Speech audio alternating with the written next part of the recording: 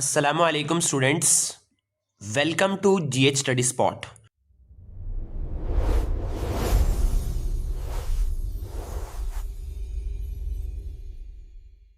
जैसा कि आप लोग देख पा रहे हो कि गोल्डन हॉराइजन कोचिंग की तरफ से एक बेहतरीन इनिशिएटिव लिया गया है, जहां पर दरअसल हम लोग बच्चों के लिए, जिन भी बच्चों ने HS 2026 एग्ज़ाम में अपेयर होना है, उनके लिए एक के बाद दीगर वीडियोस के ज़रिया उनके एग्ज़ाम के प्रिपरेशंस को आसान बनाने की पूरी कोशिश कर रहे हैं। इससे पहले वाले कई सारे वीडियोस के ज़रिए हम लोगों ने दरअसल HS काउंसिल के द्वारा रिलीज़ किए गए ABTA के कंप्लीट सॉल्यूशंस को डिस्कस करा, जहां पर हम लोगों ने दरअसल A से लेकर यानी 1 से लेकर 15 तक के तमाम सेट्स के 2 मार्क्स के क्वेश्चंस को डिटेल में डिस्कस करा। और अब हम लोग दरअसल 4 मार्क्स के क्वेश्चंस की तरफ प्रोसीड करेंगे, लेकिन ये डिपेंड करता है आप लोगों के पॉजिटिव रिस्पांस के ऊपर, जैसा कि मैंने आप लोगों को लास्ट वीडियो में बताया था। इसके साथ साथ हम लोगों ने दरअसल आप बच्चों जिन्हें HS 2026 में अपेयर करना है, उनके लिए दरअसल एक के बाद दीगर वीडियोस के लिए वेल रिसर्च्ड सजेशंस भी लेकर आ रहे हैं। इससे पहले वाले वीडियो में हमने दरअसल एजुकेशंस के लिए कंप्लीट 1 शॉर्ट सॉल्यूशंस आप लोगों को प्रोवाइड करा था, जहां पर मैंने काफ़ी रिसर्च के साथ मार्क्स पैटर्न और एग्जाम के पेपर के आउटलुक को बहुत ही डिटेल में डिस्कस और एनालिसिस करते हुए आपके सामने ये बात प्रूव करा था कि कैसे आप कम से कम चैप्टर्स पढ़कर ज़्यादा से ज़्यादा मार्क्स को स्कोर कर सकते हो। इन्हीं चीज़ को ध्यान में रखते हुए आप में से जिन भी बच्चों ने इन वीडियोज़ को नहीं देखा है, लिंक डिस्क्रिप्शन में है, वो जाकर उन वीडियोज़ को ज़रूर से विजिट करें, क्योंकि आप लोग भी इस बात को अच्छे से जानते हो आपके एग्जाम में अपेयर करने के लिए टाइम निहायत ही कम है। तो इस कम टाइम में अपने तैयारी को सही तरीके से स्ट्रीमलाइन करने के लिए आपके लिए ये एक बेहतरीन मौका प्रोवाइड करा जा रहा है। मुझे उम्मीद है कि आप लोग इन तमाम वीडियो से मुस्तफ़िद होंगे, फ़ायदा उठाएंगे और इसे ज़्यादा से ज़्यादा स्टूडेंट्स तक, ज़्यादा से ज़्यादा लोगों तक शेयर ज़रूर से करेंगे, अपने असातिज़ा, अपने टीचर्स के मेहनत को अप्रिशिएट करने के लिए। जैसा कि मैंने ऑलरेडी आप लोगों को बताया था कि ये जो भी सजेशंस और जो भी चीज़ें यहाँ पर आपको प्रोवाइड की जा रही हैं, वो महज सिर्फ किसी एक जैसे वीडियोज़ को देखकर या किसी बुक को एनालाइज कर नहीं, बल्कि ये काफ़ी वेल रिसर्च चीज़ें हैं। इंशाल्लाह उम्मीद है कि इन तमाम क्वेश्चंस आपके एग्जाम में आपको कॉमन देखने को मिलेंगे। उन्हीं चीज़ को ध्यान में रखते हुए आज हम लोगों ने दरअसल आपके लिए HS 2026 के एग्जाम के लिए 1 short solutions full and final last minute suggestions Urdu के लिए लेकर आया है। आज के इस वीडियो में दरअसल हम लोग उर्दू के कुछ मोस्ट इंपॉर्टेंट क्वेश्चंस को डिस्कस करेंगे, और जिन भी क्वेश्चंस को आपको यहाँ पर प्रोवाइड की जा रही हैं, अब इस कम से कम टाइम पीरियड में जो भी चीजें पढ़नी थी वो आप लोगों ने पढ़ ली हैं। अब इस कम से कम टाइम में आपको सिर्फ इन चीजों पर फुल फ्लेज फोकस देना है, ताकि आप अपने एग्जाम में बेहतरीन तरीके से परफॉर्मेंस कर पाओ। उम्मीद है कि यहां तक आप लोगों को बातें समझ आ गई हैं। अब हम लोग आगे की तरफ बढ़ते हैं। सभी बच्चों ने पहले अच्छे से उर्दू के लिए मार्क्स पैटर्न को क्लियरली समझ लेना है, जो कि ऑलरेडी आपके गाइड बुक में प्रोवाइड करा गया है। मैं यहाँ पर आपके साथ सिर्फ सजेशन डिस्कस कर रहा हूँ, जो कि आपके लॉन्ग मार्क्स में यानी कि 3 मार्क्स में या 6 मार्क्स में या 5 मार्क्स में ये तोड़कर किसी भी तरीके से आने के चांसेस हैं। तो यहाँ पे कुछ मोस्ट इंपॉर्टेंट क्वेश्चंस को आपके साथ डिस्कस करा जाएगा।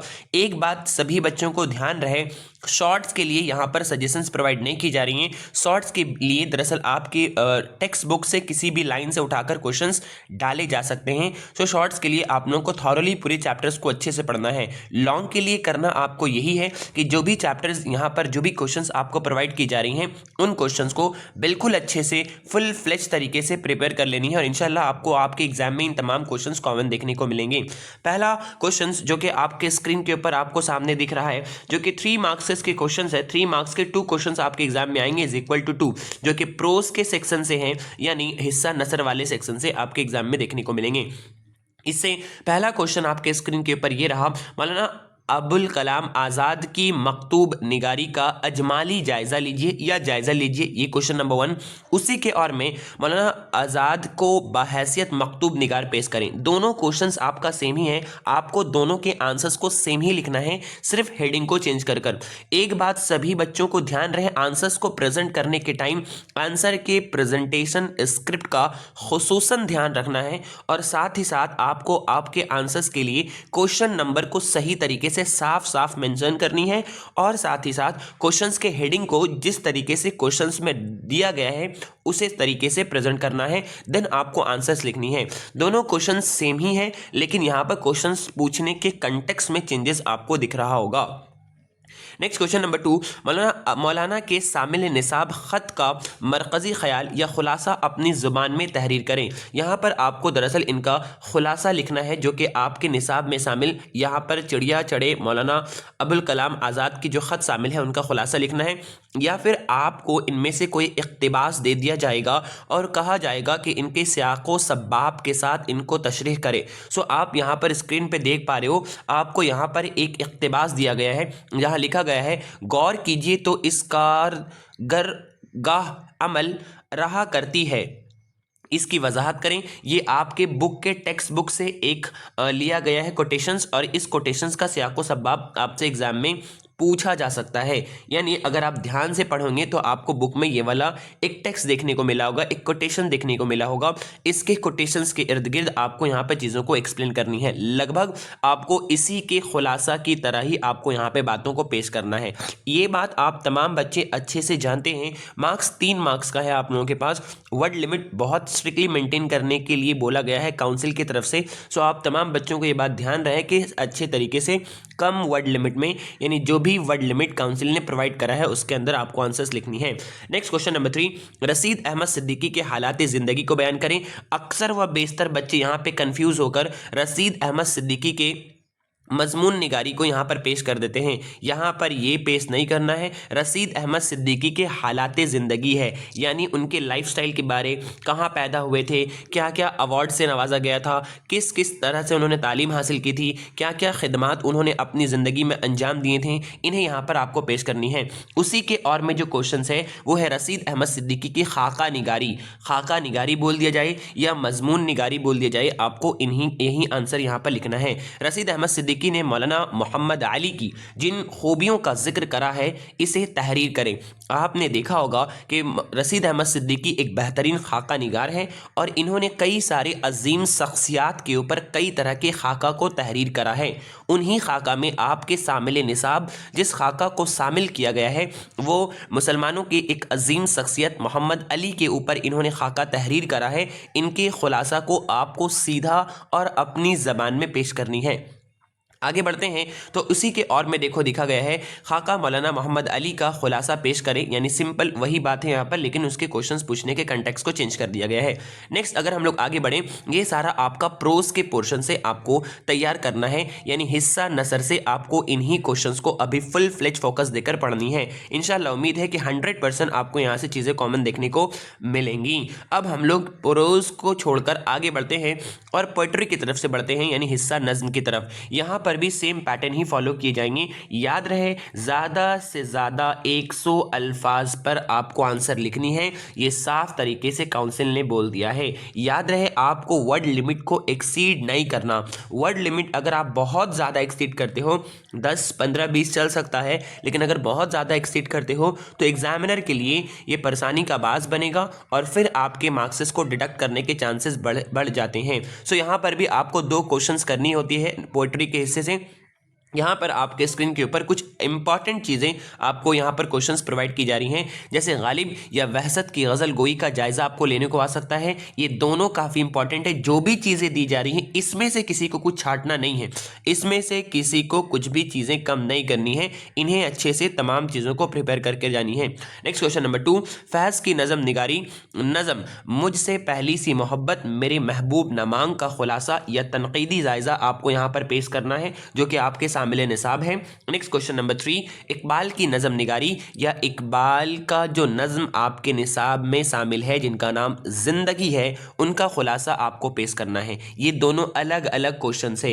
इकबाल की नज़म निगारी अलग है, जहाँ पर इकबाल की नज़म लिखने की इम्तियाज़ी खसूसियात जो उन्हें दीगर शायरों से जुदा करती है उन्हें डिस्कस करनी है, और यहाँ पर आपके शामिल निसाब इकबाल का नज़म जिंदगी का खुलासा आपको तहरीर करना है। उम्मीद है आपको बातें यहाँ तक समझ आ रही होंगी। नेक्स्ट क्वेश्चन नंबर 4 की तरफ अगर हम लोग बढ़े तो हाल ही की रुबाई गोई से रुबाई गोई पर बहस कीजिए, यानी कि हाल ही की रुबाई गोई की इम्तियाजी खुसूसियात को यहाँ पे आपको डिस्कस करना है। क्वेश्चन नंबर 5, किसी एक शेर की आपको तशरीह करनी है।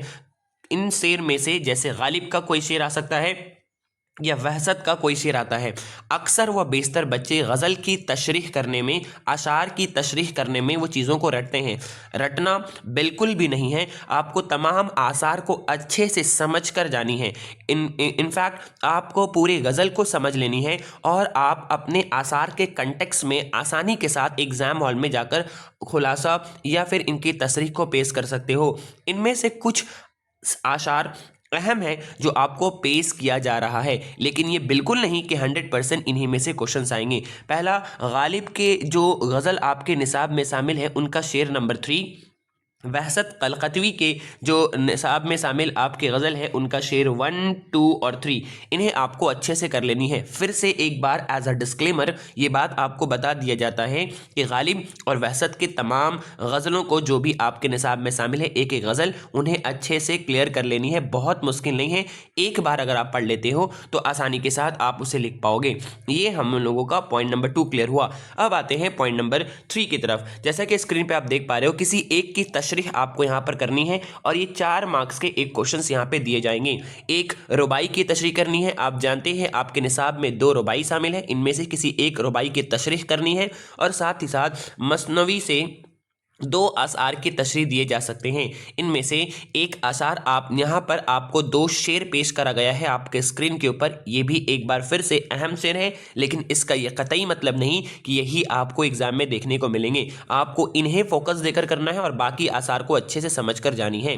पहला, शबनम के सिवा चुराने वाला, ऊपर से था कौन आने वाला। ये एक इंपॉर्टेंट शेर है, अशार है जिन्हें आपको अच्छे से प्रिपेयर करनी है। उसके बाद ये हमारा पोइट्री का पोर्शन यानी नसर के बाद नज़म का पोर्शन कंप्लीट हुआ। अब हम लोग आगे की तरफ बढ़ते हैं जो हमारा आता है फिक्शन वाला पोर्शन, जिसे हम लोग फिक्शन यानी अफसाना के नाम से जानते हैं। अब हम लोग ये समझें कि हमारा फिक्शंस में कौन कौन सा क्वेश्चंस आपके एग्जाम इस बार आने के चांसेस है। तो पहला आपके स्क्रीन के ऊपर ये रहा क्वेश्चन नंबर 4 में, यहाँ पर आपके 3 मार्क्स के एक क्वेश्चंस पूछे जाएंगे और यहाँ पर स्क्रीन में पहला क्वेश्चन, प्रेमचंद की अफसाना निगारी का जायजा लीजिए। आपने पढ़ा है इनका एक अफसाना आपके निसाब में शामिल है, इनके अफसाना कफन आपके निसाब में शामिल है। इनकी अफसाना निगारी को डिस्कस करना है। फिर से अफसाना का खुलासा नहीं कहा जा रहा है, इनकी अफसाना लिखने की इम्तियाजी खुसूसियात जो इन्हें दीगर शोरा से जुदा करती हैं उनके बारे आपको यहाँ पे तहरीर करनी है। नेक्स्ट क्वेश्चन नंबर 2, कफन के किसी एक मुतहरिक किरदार पर नोट लिखिए। या यूं पूछा जा सकता है कि कफन के किसी, या फिर आपका क्वेश्चन नंबर 2 में पूछा जा सकता है कफन आपके निसाब में जो शामिल अफसाना है, इस अफसाने के किसी एक मुतहरिक किरदार, एक्टिव जो वहाँ पर रोल अदा करने वाले हैं, उनमें से किसी एक पर नोट लिखना है। जैसे यहाँ पर आपने देखा होगा एक घेसू है और दूसरा माधव है, ये दोनों एक्टिव किरदार है, इनमें से किसी एक के ऊपर नोट लिखने का प्रोसेस आ सकता है या फिर आपको पूरे अफसाना का खुलासा लिखने को आ सकता है। इसे उस हिसाब से, उसी पर्सपेक्टिव से आपको चीज़ों को प्रिपेयर कर लेनी है। उम्मीद है आपको बातें यहां तक समझ आ रही हैं। उसी के और में देखो लिखा हुआ भी है अफसाना कफन का तनकीदी जायजा या खुलासा, दोनों सेम ही है। यहाँ पर आपको ये तहरीर करनी है। उसके अलावा देखो यहाँ पे लिखा गया है उनमें से किसी एक इक़्तिबास को इंपॉर्टेंट के तौर पर यहाँ नोट करा गया है और बोला गया है कि ये इक़्तिबास की तशरीह सयाक़ो सब्बाब के साथ यहाँ पर चीज़ों को पेश करे। तो ये भी आप लोग देख लेना है। ये है आपका इक़्तिबास, क्यों रोता है बेटा, खुश हो जा, छूट गई। ये यहाँ पर एक इक़्तिबास है जो कि आपके शामिल निसाब है। अगर आप पढ़ेंगे बुक ध्यान से तो आपको ये इक़्तिबास मिलेगा। इसके आसपास, इसके इर्द गिर्द आपको इसकी तशरीह को पेश करनी है, वजाहत करें। ये हो गया आपका अफसाना यानी फिक्शंस के पोर्शन से तमाम कंप्लीट, जो कि 3 मार्क्स के क्वेश्चंस आपको एग्जाम में देखने को मिलेंगे इस पोर्शन से। नेक्स्ट हम लोग आगे बढ़ते हैं। आगे बढ़ने के बाद आपको दूसरा जो पोर्शन दिखता है आपको, जिसे हम लोग हिस्ट्री ऑफ उर्दू लिटरेचर के नाम से जानते हैं, इनमें से आपको 3 मार्क्स के एक क्वेश्चंस देखने को मिलेंगे, 3 मार्क के एक क्वेश्चंस देखने को मिलेंगे। इसके लिए भी आपके स्क्रीन के ऊपर कुछ इंपॉर्टेंट क्वेश्चंस पेश की जा रही हैं, उन्हें अच्छे से प्रिपेयर करनी है। पहला क्वेश्चन नंबर 1, तरक्की पसंद तहरीक पर नोट लिखिए या इसके एराज व मकासद को बयान करें। इनके एराज व मकासद को बयान करें। यहाँ पर इनके एराज व मकासद को आपको लिखना है। इस बात का सख्ती से ध्यान रखना है कि आपका मार्क्स महज 3 है और उस 3 के हिसाब से आपको तमाम बातों को पेश करना है जो भी क्वेश्चंस का डिमांड है और वर्ड लिमिट के दायरे में रहते हुए। क्वेश्चन नंबर 2, तरक्की पसंद तहरीक से वाबस्ता किसी एक शायर की शायरी पर या शायरी अजमत पर बहस करें। जैसे परवेज शाहिदी हो गए आपका, फैज़ अहमद फैज़ हो गए आपका, इनमें से किसी एक के ऊपर दरअसल आपको पेश करनी है, उनकी शायरी अजमत को बयान करना है। नेक्स्ट क्वेश्चन नंबर 3, तरक्की पसंद तहरीक का असर हमारी उर्दू शायरी पर क्या पड़ा, उसे भी आपको बयान करना है। उम्मीद है कि आपको यहाँ तक मेरी बातें क्लियरली आसानी के साथ समझ आ रही होंगी। इसके अलावा अगर आप देखें आगे तो आपका यहाँ पर पोर्शन आ सकता है इस तरीके से। क्लियर है? मैं उम्मीद करता हूँ आपको यहाँ तक बातें समझ आ रही हैं। अब हमारा दूसरा पोर्शन जो स्टार्ट होता है, जिसे हम लोग ग्रामर एंड कॉम्पोजिशंस का पोर्शन के नाम से जानते हैं। आइए हम लोग देखें कि हमारे ग्रामर के पोर्शन से कौन कौन से क्वेश्चंस एग्जाम में इंपॉर्टेंट है जो पूछे जा सकते हैं। पहला क्वेश्चन जो कि आपके स्क्रीन के ऊपर ये रहा, उर्दू ज़बान की बुनियाद क्या है, ये आपको यहाँ पर डिस्कस करना है। आपने पढ़ा होगा ग्रामर वाले पोर्शन में उर्दू के ज़बान के रिगार्डिंग, यानी यहाँ पर आपने उर्दू के रस्मुल ख़त बोलकर जो टॉपिक को पढ़ा है वहाँ पर उसे आपको डिस्कस करनी है। फिर आपको हुर्फ तहज्जी को डिस्कस करना है, इसको अच्छे से देख लेना है। बिस्मिल्लाह ख़त नस्तालिक, इसे आपको देख लेनी है। उसके बाद ये आपका ग्रामर के पोर्शंस का नेक्स्ट पार्ट हम लोग जब आते हैं तो हमें देखता है कि किसी एक मजमून का आपको किसी एक का जवाब देना है। यहाँ पर किसी एक के जवाब में आपको यहाँ पर मजमून जो इम्पोर्टेंट यहाँ पर पेश करा गया है वो है बढ़ती हुई महंगाई, किताब मेला की अहमियत, कौमी हम आहंगी जिसे हम लोग कम्युनल हारमोनी कहते हैं, वक्त की अहम ज़रूरत, ये आपको यहाँ पे पेश करनी है। उम्मीद है उसके बाद आपका ग्लोबल वार्मिंग और इसके असबाब व इलाज यहाँ पर आपको डिस्कस करना है। ये जब आप कंप्लीट कर लोगे तो इसके पॉइंट 2 में आएंगे हम लोग। पॉइंट 2 में आपको किसी एक अखबार के एडिटर के नाम आपको ख़त लिखना है, या फिर देखो यहाँ पे लिखा गया है नंबर सॉरी, यहाँ पर आपको पेपर के किसी एक भी एडिटर के नाम यहाँ पे ख़त लिखने को आ सकता है। सो उसे अच्छे से प्रैक्टिस आपको कर ले। 2 तरह का आपका ख़त लेटर होता है, फॉर्मल और इनफॉर्मल। प्रैक्टिस आप लोग दोनों को कर जाएंगे। उसके अलावा देखो यहाँ लिखा हुआ है इंटरनेट, मोबाइल फ़ोन के गलत इस्तेमाल से बच्चों पर असर क्या पड़ रहा है। नंबर 2 में हमारे बच्चों में अखलाकी पुश्ती के वजूहात पर इजहार ख्याल करनी है। तो ये सारे आपके क्वेश्चन थे जो कि आपको इंपॉर्टेंट के तौर पर बताए गए थे। मुझे उम्मीद है कि आपको ये तमाम बातें अच्छे तरीके से समझ आ गई हैं। किसी प्रकार का कोई डाउट है तो feel free to ask in the comment section. और आप बच्चों से, तमाम लोगों से रिक्वेस्ट है कि आप लोग ज़्यादा से ज़्यादा लोगों तक इन तमाम वीडियोस को शेयर करें। काफ़ी टाइम कंज्यूम कर काफ़ी रिसर्च के बाद, काफ़ी चीज़ों को डिवोट करने के बाद आप बच्चों के लिए आपके एग्ज़ाम को बेहतर बनाने की खातिर ये तमाम चीज़ें आपके असातिज़ा की तरफ से मेहनत की जा रही हैं। सो मुझे उम्मीद है कि आप लोग इस तरीके से बातों को समझेंगे। आप में से लोग, जिन भी लोगों ने वीडियोज़ को देखते हो, उनमें से 50% लोग ऐसे हैं जो कि चैनल को सब्सक्राइब अब तक नहीं करें हैं और ना ही शेयर करते हैं। डेटा आपके स्क्रीन के ऊपर दिख रहा है। सो आप बच्चों से रिक्वेस्ट है, अगर कोई एक इंसान आपके लिए इतना मेहनत कर रहा है तो आप सब्सक्राइब कर लेंगे। तो ये इंसानियत के, अगर आप सब्सक्राइब नहीं करते हो तो ये एक इंसानियत के ख़िलाफ़ अमल है। और मुझे उम्मीद है कि आप बच्चे पढ़ लिख रहे हो तो आप लोग इस तरीके के हरकत को नहीं करोगे। सो रिक्वेस्ट है कि ज़्यादा से ज़्यादा लोगों तक शेयर करें। तमाम बच्चे काफ़ी परेशान हैं इस बार न्यू पैटर्न की होने की वजह कर, तो सभी को शेयर कर दें, वीडियोस को लाइक, चैनल को सब्सक्राइब एंड ज़्यादा से ज़्यादा लोगों तक शेयर करें। आज के लिए इतना ही, फिर मिलते हैं नेक्स्ट वीडियो में। Thanks for watching.